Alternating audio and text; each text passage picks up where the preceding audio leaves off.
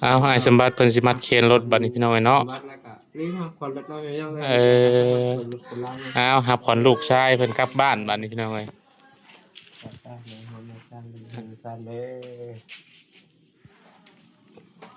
มาได้ลูกเด้อเด้อไปให้ไหนเด้ออีเด้อมีให้ตาเด้อวันเจ้าก็ได้กับคือมีให้ตาแล้วพาหาเงินหาค้ำบัดนี้ ให้หาค้ำให้พิษให้บ้างบ้านให้รวยเด้อครับบัดนี้ FC ว่าจังแหละพี่เกษาอันอยากได้เงินอีกบ่วะจังเฮ็ดอันอื่นขวัญอื่นหยังวะเพิ่นว่า จะบ่แม่นเด้อพี่น้องเอ้ยเพิ่นว่าคันว่าเฮาล้มเฮานั่นบ่เป็นพี่ช้างไปทำอันอุตมะอันนี้นั่นรถสี่เพิ่นทักท้วงมาบ่แม่เพิ่นว่าแบบรถตั้มได้ลูกควันเฮาควันเพิ่นว่าควันมีพี่ผายโดยเพิ่นว่าจัดงานจัดผูกคอผูกแขนแม่นเรียกร้องความสนใจจังซั่นจังซี่บ่เพิ่นว่าธรรมดานี่แหละเด็กๆน้อยไก่ช่องโตบ่แม่นว่าบ่แม่นว่าเรียกร้องดอกเนาะมันเป็นเรื่องธรรมดาบ้านเฮาเฮ็ดของประเพณีเฮาแน่นี่เด้ต้องประเพณีโดยเอาพี่น้อยเนาะเปิดคลิปขึ้นมาวันนี้ก็พี่แหละคือเก่าคือเดิมป้าจนสวยพี่น้องเอ้ยว่าสิมาผูกแขนแล้วแต่เช้า 6:00 นเช้าพุ่นว่ามาบ่ทันเนาะพี่น้องเนาะแต่ก็อย่าดอกมาช้าแต่ก็มาคือเก่าพุ่นนะก็ว่าอยู่บ่ครบหน้าบ่ครบตาซ้ำบ่จ๊ะ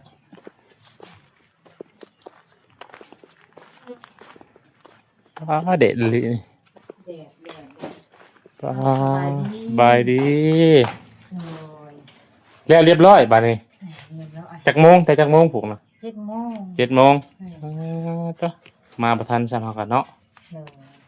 ญาติออกมาบ่ทันก็มาอยู่ใช่อ้ายสมบัติไปทางใดนี่โอ้เพิ่นไปโรงงานเพิ่นน่ะไปโรงงาน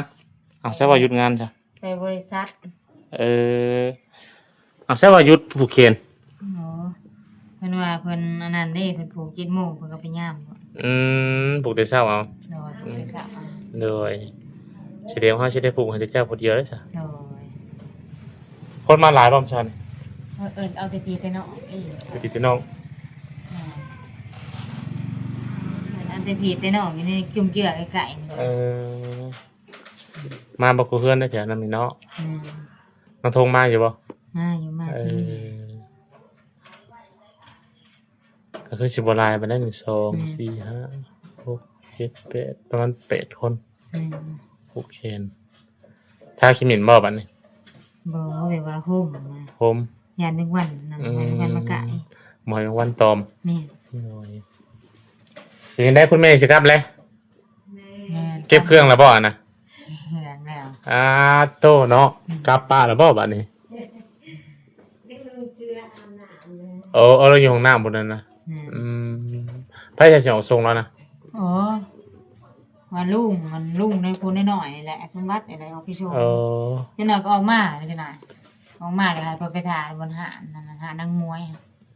อยู่ไสนางมวยนี่แหละทางเข้ามาเพิ่นให้ออกแต่ 10:00 นก็ว่าบ่ได้ออกแล้วบ่ได้ไปเนี่ยโดยเอาลงไปหาตลาดจะมันใช่บ่ลงแล้วเขาว่าสิทายขี้ได้เลยมันสิไปนางล้อเนาะลูกแม่นก็สิมาก็บ่แฮงมันคืออันนั้นได้ประตูอีกได้ประตูอีกโอ้ยจนท่าเพิ่นสิมาบัดนี้ผมบอกเราลองส่งคิวรถพบ่นี่น่าส่งทางหรือว่ารัดนั่งรัดรถโดยสารนี่แม่รัดนี้อยู่ทางเวรค่ะนั่งรถจักโมงได้เมื่อบ้านน่ะเนาะ3:00 น3:00 นบ่บ่ายโมง1บ่พุ่นก็3:00 นว่าบ่ายโมง1ออกฮอดพุ่นละ3:00 นติแม่น3 4ประมาณนี้แหละธรรมดาแต่กาวยามแลงแล้วแลง3:00 นเนาะมันก็ไกลเติบได้โหเลยพารานตินี่เขาเคยชั่วโมงนะก็กะเล่นรถนะเป็นนี้เมืองเป็นนี้เมืองประมาณนั้นเขาเคยไปเที่นึงไปพารานนะเขาออกรถแต่7:00 นเช้าไปฮอดพุ่นจนค่ำแม่น ขี่รถจักรบ่ รถจักร พอแห้งแต่ ไกลแท้นี่วะ แต่คอยเมื่อทางเมืองชนก็ยังว่าบ่ายโมงหนึ่งหอน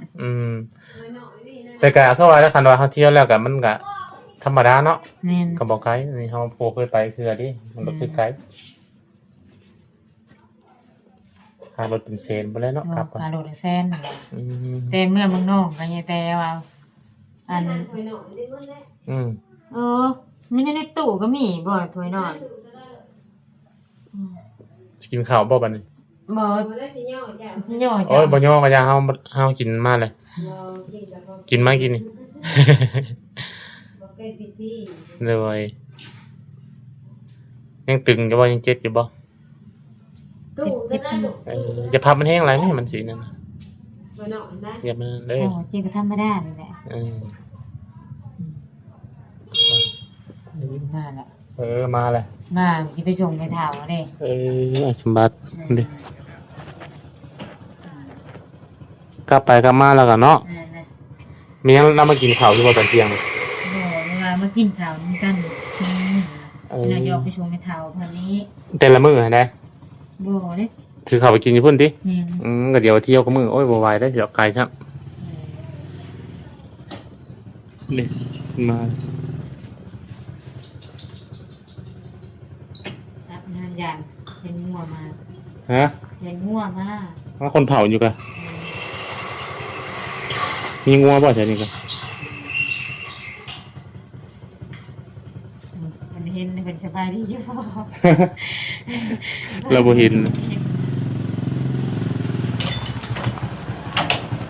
จึ๊ก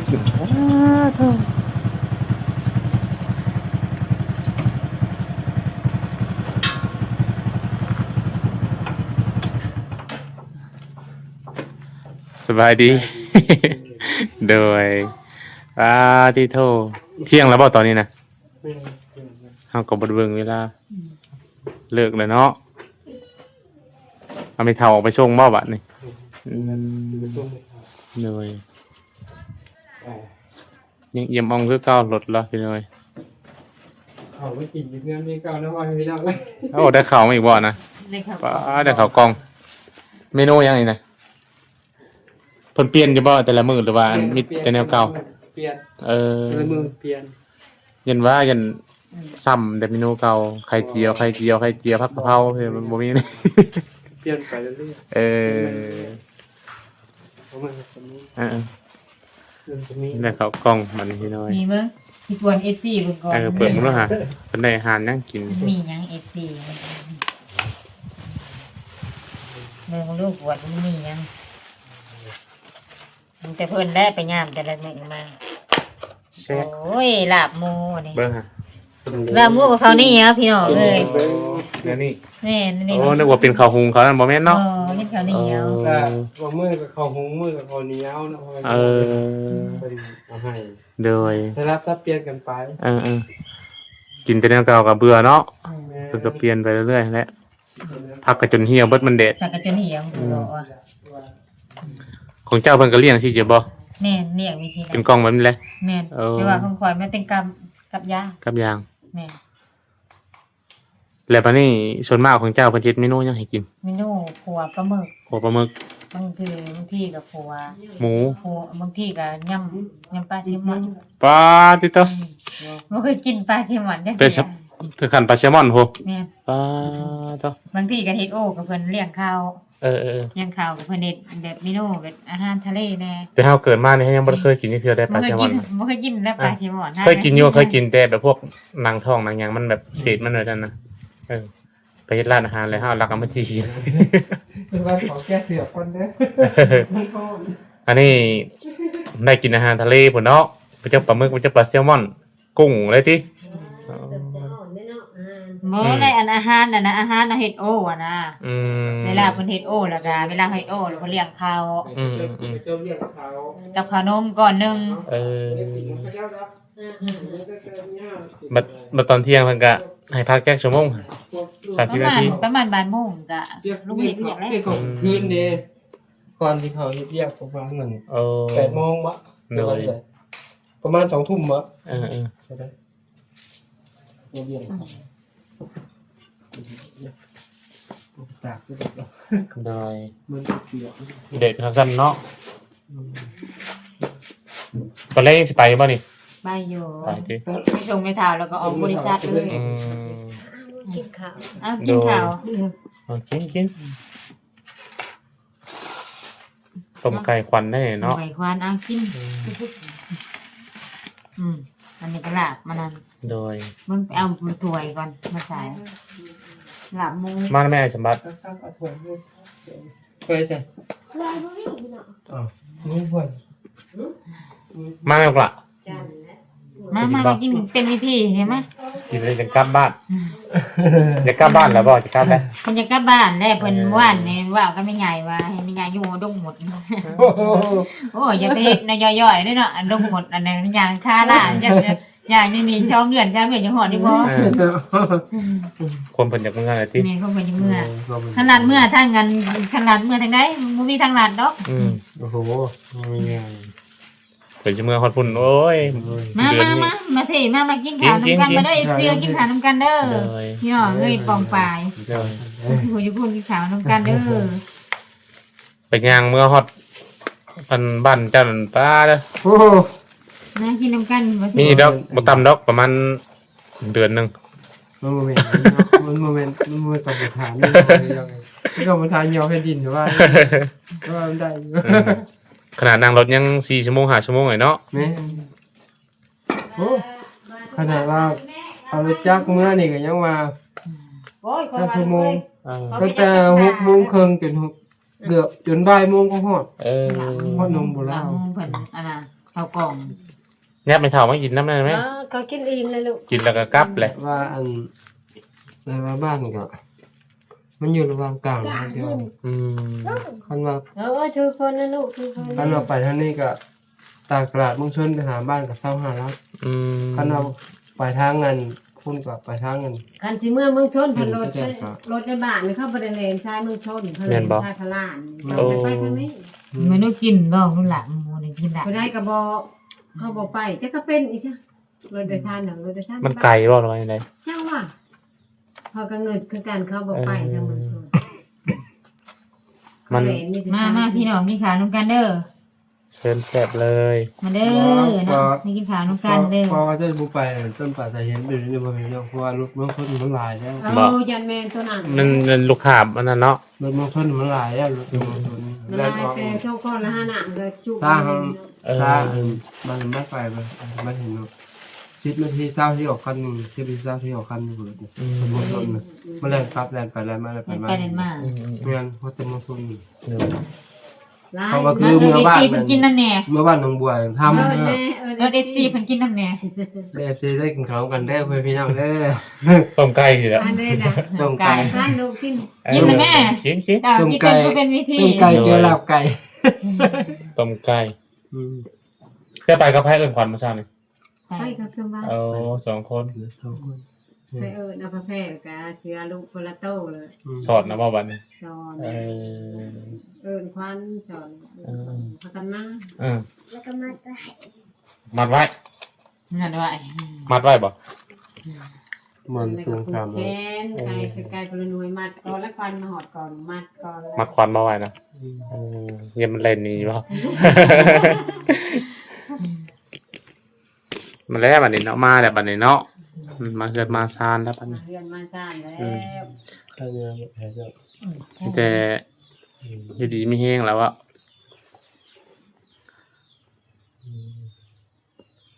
ดี แต่หักษาแมงวันนะคะมาต้อม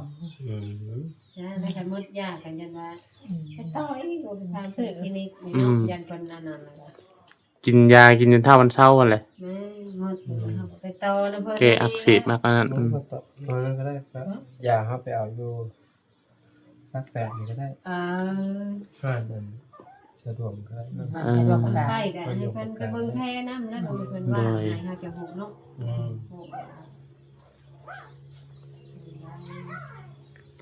FC ว่าช่างแหละ พี่เกษาอัน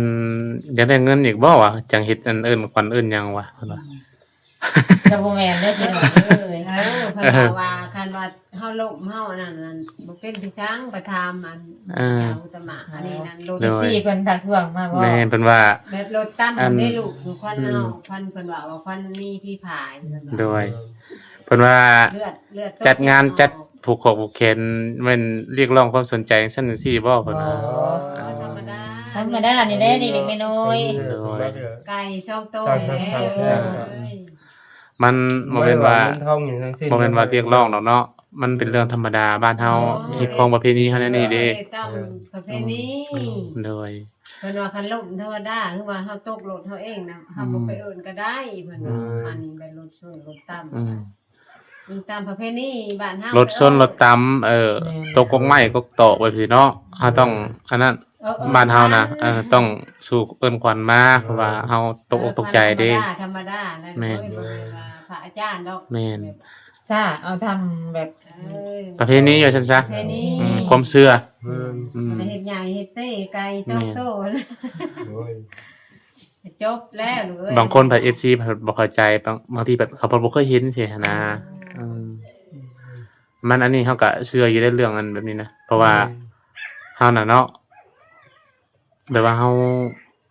ขวัญเฮาแบบมันนั่นนะดิเฮา วัน สิ นี้พี่ผา เฮาสิพันเห็นแต่อันนั้นได้หมองเฮาอันเกิดเหตุนั่นแหละเพราะว่าเฮาบ่ไปเอิ้นไปหยังนะ มันว่าคือนางตุ๊กถามว่านางตุ๊กก็เล่าก็ตกรถกันแล้วว่าหาว่าบ่น่าเลยเจ้ากับ ได้แยกแต่รถอะไรเนี่ยรถเขาออกมาแล้วก็เอาขึ้นเฮือนนี่คิดเห็นแต่สภาพตัวนั้น แม่นมันเฮาจำในตอนนั้ คน วามจำเฮานะคิดเห็นในตัวนั้น ความเชื่อมันก็คือว่าแบบว่าขวัญเฮาอยู่ตกเฮียอยู่แถวนั้นซะบ้านเมืองเฮาแนวนี้เนาะคนลาวเฮาเนาะ คันนั้นฟันกับฟันเห็นแต่บ่หัน แม่น มันเกวียนอยู่หันคันผ่านอยู่นะ โดย ความในความฝันเฮาน่ะ แม่น คันลมธรรมดาน่ะก็บ่ดอกคันลมธรรม โด ดาย เอ้ามื้อ นี่ก็บ่เป็นแต่ว่า เมื่อคืนตอนนั้นน่ะ เป็นสิพาดเอาชีวิตไปที่ว่า เมื่อคืนตอนยังบ่ทันได้ตัดผายมันเหงามันยิ่งกว่าพันว่าย่างมาเขาเฮือน โอ้ยว่ะมีแห้งแล้วว่ะมาเห็นเฮือนว่ะ จะพันนะ แม่นแต่มาเห็นอันนี้ก็บื้นขึ้นอันนี้เด้ผู้เมื่อมาก็ได้บื้นอันนี้เลือดแต่บื้นขึ้นโปเอี่ยมมาเด้ แม่นคือเฮานั่นคือช่วงนั้นน่ะมีแต่พันเห็นแต่เรื่องตัวที่ว่ามันเกิดขึ้นนั่นแหละ แม่นเลย บัดนี้แล้วก็จนถ้าแม่เฮาผูกแขนน่ะอย่างเศร้าอันนี้ แม่น ก็คือว่าแล้วมันเป็นความเชื่อส่วนบุคคลเนาะ ว่าสิไปเอิ้นน่ะก็เข้าประทามแม่เฒ่าตะมะเนาะไปเพิ่นว่ากัน คือผู้เฒ่าว่าเนาะควรเฮียบีหายเพิ่นว่า วันนี้หายของรถชนกระตกเลือดแล้วมันก็เป็นเรื่องธรรมดาเนี่ยมันก็บ่ได้ซีเรียสบ่แม่นบ่แม่นว่าเราอันจัดงานแบบว่าบังหน้าอยากให้ผู้ใหญ่โอนเงินโอนค่ามาให้มันบ่แม่นเนาะ แต่ธรรมดานี่แหละซ้ำแบบบ้านนอกบ้านหน้าเฮาเคยผูกกันข้อต่อแขนแบบว่า จัดงานแบบธรรมดาเนาะ แล้ว แบบเสียงไหนชื่อว่าเข้าใจผิดทางสมบัติสมบัติบ่ได้หวังเงินหวังทองเนาะมันแต่ว่าหวังแต่ว่าความรักแพงความสามัคคีต่อกัน โดย ไปน้องสิหาคนนี่แหละ มี5คนนี่แหละบ่ได้ เฒ่าตะมะแล้วก็นั่งตุ๊กผู้บ้านทงนี่ก็นั่งลาเอาเล่ากับเป็นแม่นี่แหละพากันซ่าแล้วก็พูก โดย นั่งลาตี้กับพัว ฝ่ายก็บ่แม่นว่าฝ่ายสมบัติก็บ่ทราบมาแต่วัดพุ่นล่ะแต่วัดนำอาจารย์พุ่นล่ะ โดย อยู่ทางอีกทางเฮาน่ะ โดย ยังสิไปอันสุรน้ำเนี่ยยังอันน้ำมนต์อยู่เนี่ย ผู้เฒ่า มื้อได้หลายสิไปอ่ะ มื้อเช้าในการ หายช่วงคนละที่ ธรรมดาเนาะธรรมดาตามที่เนาะคันหับกวนเฮาแล้วก็ต้องหับกวนรถนำเมื่อก่อนจะต้องลืมซะอันไม่เท่าแล้วก็บ่ได้ถ่วงช่วยกัน พ พาก็คอยแล้วก็อยากซ่าแล้วว่าอย่าพาก็ลงถีบลงได้ แต่ว่าอัน เ ถ่ายเฮามันยังมัน อยาก ยัง ซ่าแล้วได้เพิ่นอย่าพาอย่าพา โดย ผู้รถก่อนก็ได้ คณะบ่เฮียนเพิ่นเกิด ถ่าย ก่อน เฮามัน เนาะ แต่ว่าเฮาก็ลืมมื้อเช้านี่แหละเฮาก็ลืมเนาะ และ ลืมบ่ แล้วก็มันแล้วก็พาไปสู่รถน้ำรถยังอยู่วัดรถประจังแล้วไปสู่ น้ำเลยสู่รถก็สู่รถน้ำพากันอาบลูก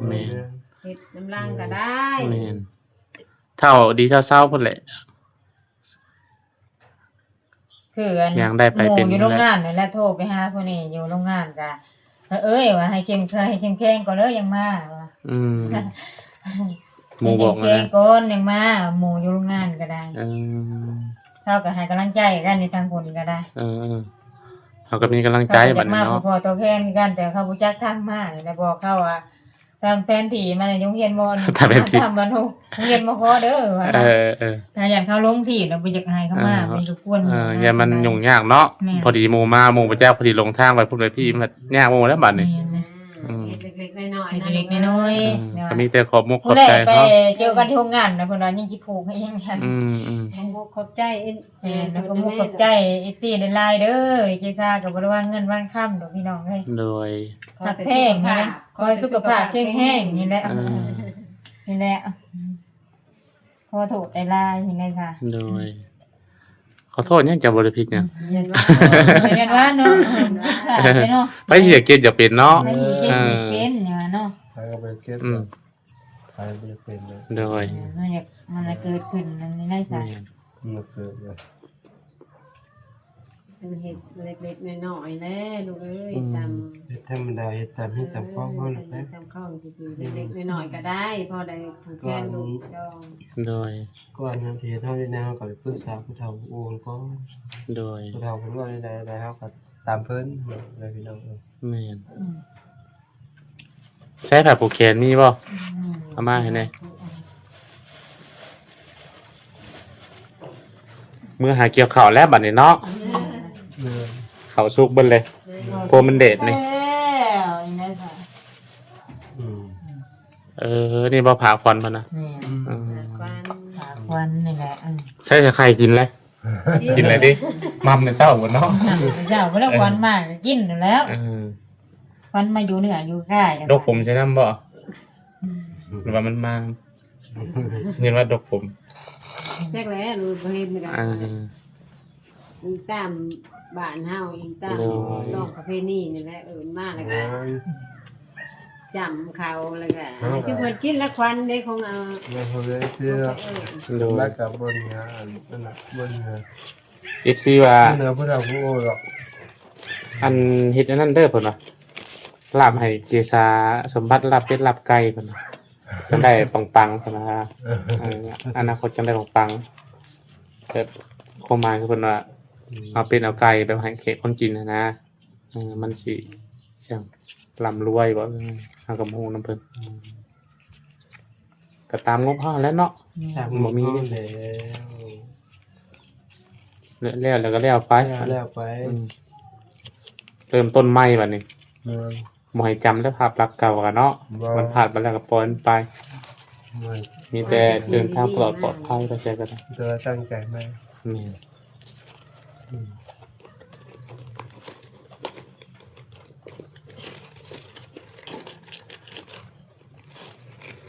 หมู่11 โมงมัน56ด้วยเนาะ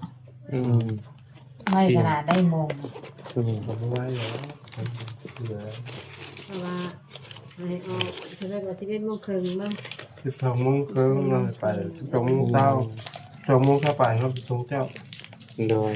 นั่นน่ะอยากไปน้องไปตลาดโอ้ยสิไปนั่งง่อยๆแท้น่ะก็พอแห้งก็ลงออกบ่ายโมงนึงคือผู้เดียวบ่ไปก็ย่านะว่ะ ยังจะไปส่งประธานอยู่พุ่นว่าสิย่างไปบ่ ไปส่ง เอาไปเข้าเลยพอให้จะเข้ามาให้เราไปเข้า ตะกี้นะเขาจะลัดเอาเลยสิให้ลงนั่นคิ้วผู้เดียวไป เราก็ถ่ายแล้วเราถ่าย